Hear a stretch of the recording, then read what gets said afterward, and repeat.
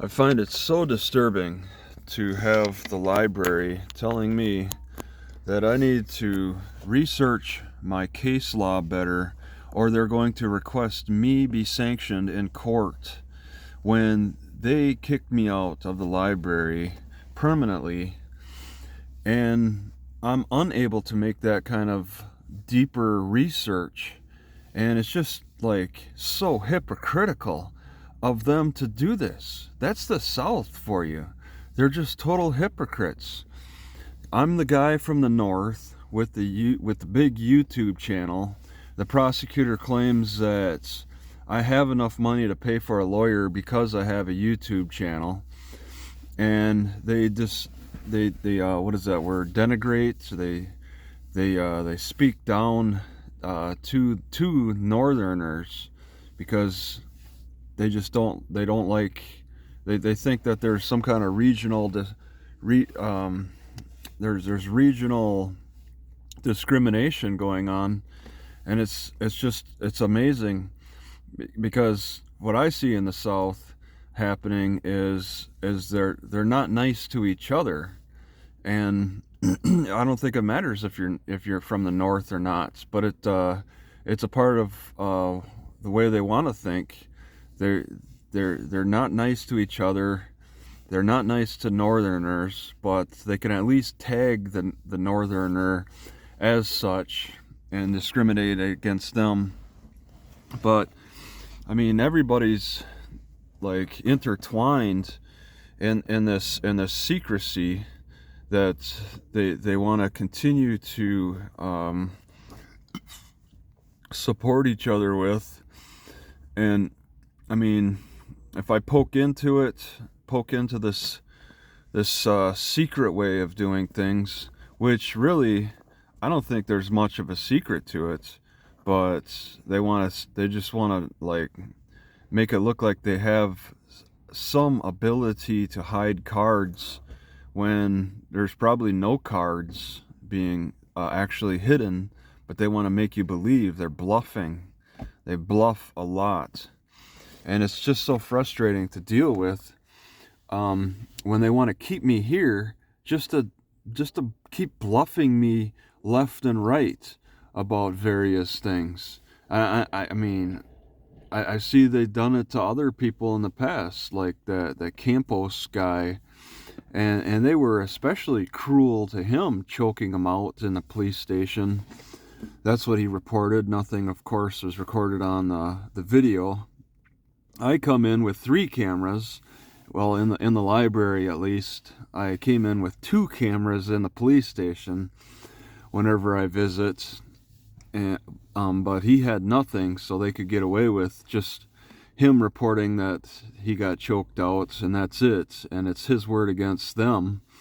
Whereas I have cameras, and that changes things. That levels a playing field. So they don't like that. So they want to instead of using cruelty that could be captured on camera. They want to make it look like they got a secret thing going on, and they're hiding the cards or something. And is that a barrier to break through? I don't think so. I don't. If they're not hiding anything, I mean, what is this paper thin? There's really nothing to expose if there's nothing being hidden behind their paper thin wall of secrecy. So, I mean, I don't think I need to really press for any further information about what's being hidden behind the door when they answer the questions about not keeping any pictures of me, not holding any information about me with my permanent lifetime ban.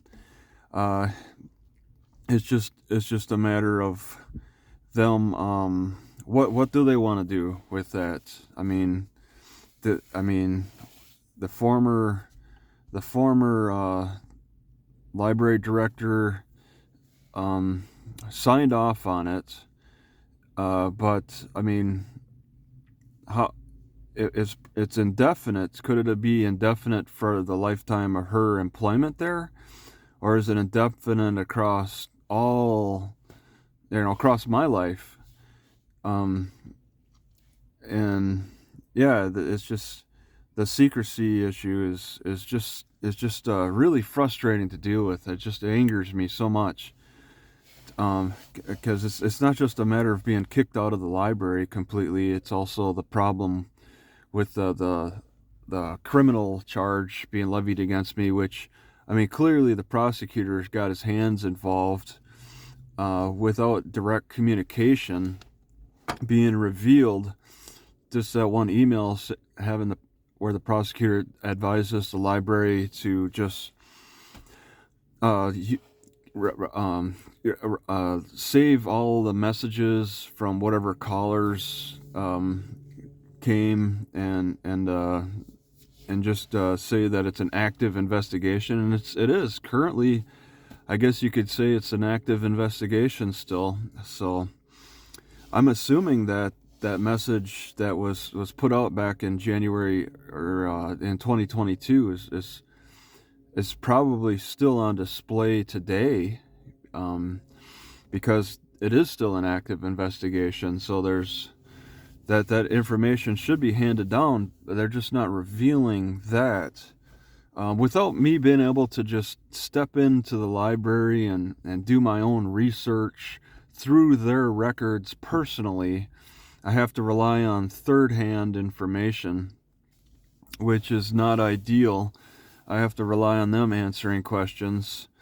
In my first set of interrogatories, I think, well, I got to decide. I got either a second set of interrogatories to do, a motion to compel on the first set of interrogatories, or I just file for a deposition with the current library director.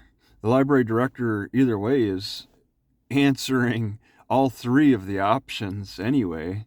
Okay, the board of directors was advised, but I don't think they take as much of an active role. And it's just incredible how disgusting these people act towards me. Yet in the librarian director's answers, she's answering like some innocent person, like she has nothing on me, like there's practically no problem. Like, it's like I get the impression from her answers that there's no problem with me. It was just a former director's choice, and it ended there. How am I to know that? Especially when they say that I could just contact the library director. I tried.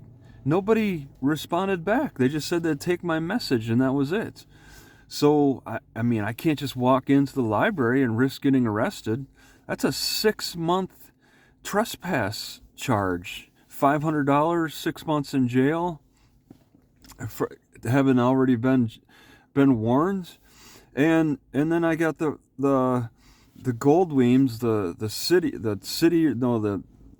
government, the parish government, or just say the library, is saying that they want to compare it to a traffic accident where I hurt my knee from a traffic accident, and that's, the sudden accident and then the recurring injury afterward. The moment that you could sue, and the time limit starts on the day that you're injured, not each subsequent hospital visit. But they're not arguing anything about law. They're totally focused on, they're just injury lawyers. They don't seem to have a concept of criminal law, and you would get that by looking at how much they redact the police policies. Everything is an operation to them. Just how the police sharpen their pencils to write their reports is an operation that needs to be is a police operation that needs to be like cover like whited over